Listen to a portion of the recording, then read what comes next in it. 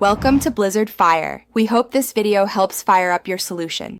You start by preparing the file and picking the exact elements to change.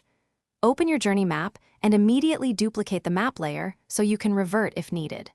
Next, select the node group, swim lane, or shape you want to transform and switch to vector or path edit mode so anchor points become editable. Make sure to enable grid snapping at 8px and show rulers. This keeps proportions consistent while you begin reshaping and avoids accidental misalignment as you proceed. Now you enter the detailed execution phase, tweak anchor points and proportions.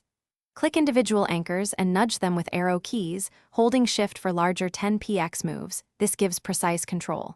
If reshaping multiple elements, group them and use the scale tool while holding Shift to preserve aspect ratio. When you need complex contours, apply Boolean operations, union, subtract, intersect, to combine or cut shapes. Once done, smooth corners or add 0.5px strokes to maintain visual consistency across the map elements. Finish by validating and exporting the updated journey map. Preview at 100% and export both PNG and SVG to confirm crisp lines and scalable vectors.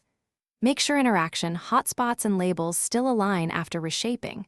Adjust offsets or label anchors as needed. If anything looks off, misaligned nodes or broken paths, reopen your duplicated original layer, copy unchanged pieces across, and reapply adjustments selectively rather than reworking the whole map. A key troubleshooting tip: if shapes distort, reset. Thanks for watching. If you found this helpful, don't forget to like and subscribe.